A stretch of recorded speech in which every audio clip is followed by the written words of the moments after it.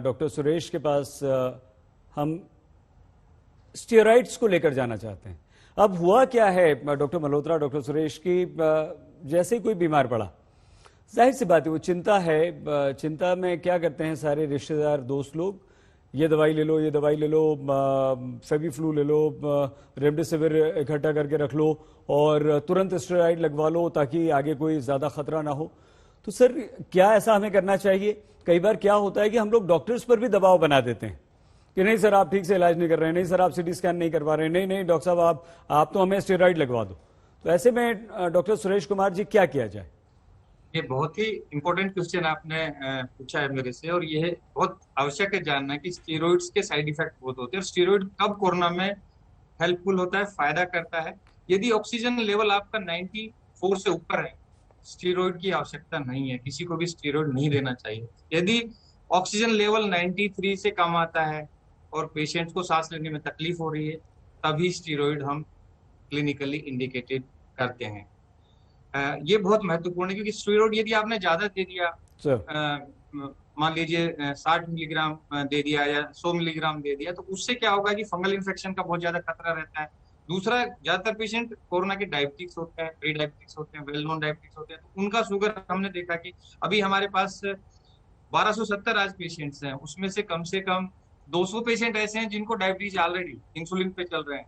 तो उनको यदि हम स्टेरॉइड देते हैं तो उनका जो ब्लड शुगर का लेवल है वो 100 से 200 ज्यादा जंप कर जाता है। तो बड़ा सोच समझ के क्लिनिकली यदि हमें लगता है कि पेशेंट को स्टेरॉइड देने से फायदा होगा, तभी देना चाहिए।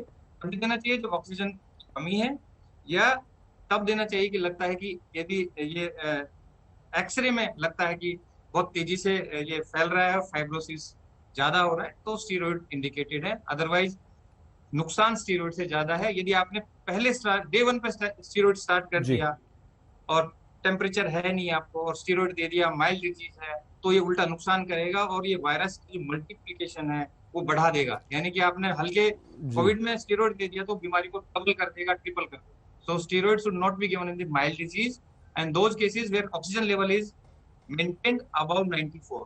सर ये तो बहुत अच्छी बात बताई और ये बहुत बहुत डराने वाली बात भी है सर कि मतलब आप अपनी बीमारी को बढ़ा रहे हैं अगर इस तरह से करते हैं। डॉक्टर सुरेश कुमार, बहुत धन्यवाद। डॉक्टर मल्होत्रा सर, आप प्लीज हमारा भ्रम दूर कीजिए सर, हमारा डर दूर कीजिए।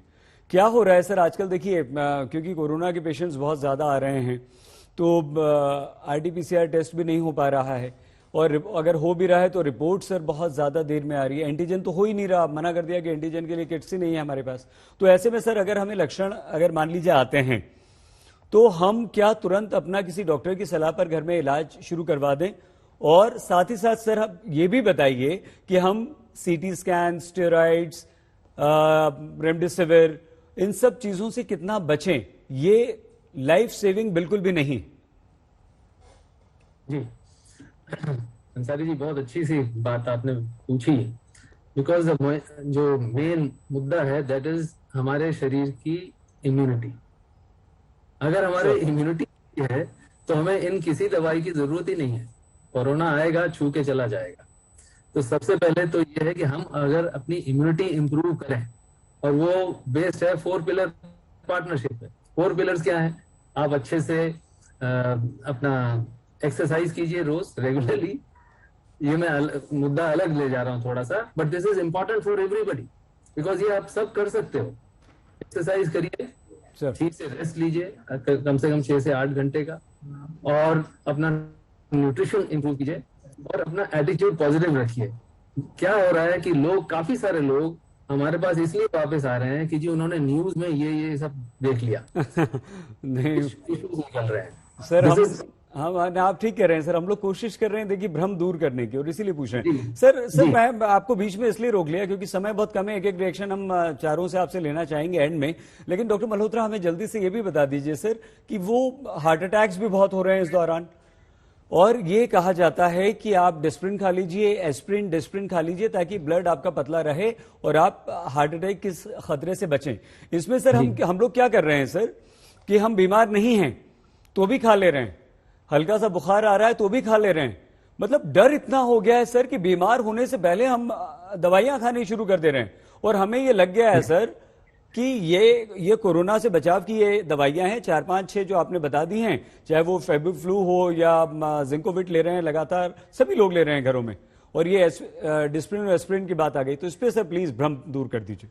हाँ, एक तो ये है कि व्हाट्सएप में जितने डॉक्टर्स की पर्चे हैं वो सब घूम रहे हैं, और किसी भी सदस्य को, व्हाट्सएप ग्रुप के सदस्य को, परिवार के सदस्य को, उसको बेचारे को 6 प्रिस्क्रिप्शन मिल जाती हैं और उन्हीं की खिचड़ी बना के वो खाने लगता है ताकि वो बिल्कुल बचे रहें, जो कि अनुचित है और जो कि गलत है, अपने शरीर के साथ खिलवाड़ करने की बात है।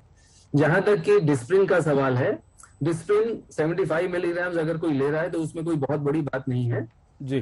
35 के ऊपर वैसे भी कहा जाता है कि आप एक डिस्प्रिन 75 मिलीग्राम ले सकते हैं अगर आवश्यकता है तो। क्योंकि कोरोना में यही माना जाता है कि खून अंदर जम रहा है, इसलिए लोग 75 मिलीग्राम का लेते हैं, बट ये नहीं लेना चाहिए कि हमें ना हो कोरोना, इसलिए हम ठीक है सर, समय खत्म हो गया है। बहुत अच्छी बात है। डॉक्टर राकेश नाथ, डॉक्टर हर्ष महाजन, डॉक्टर सुरेश कुमार और डॉक्टर अश्विनी मल्होत्रा जी, आज आपने चारों ने बहुत सारे भ्रम दूर किए हैं सर। और आरटीपीसीआर हो, रेमडेसिविर हो, एक्सरेज हो, दवाइयां हो, आप सब ने एक स्वर में यह कहा है कि नहीं, डॉक्टर की सलाह के बिना बिल्कुल मत लीजिए, और बिना जरूरत के तो बिल्कुल मत लीजिए। आप चारों का बहुत धन्यवाद हमारा ये भ्रम दूर करने के लिए, हमारे साथ आज तक के माध्यम से लाखों करोड़ों लोगों को ये बताने के लिए। बहुत धन्यवाद।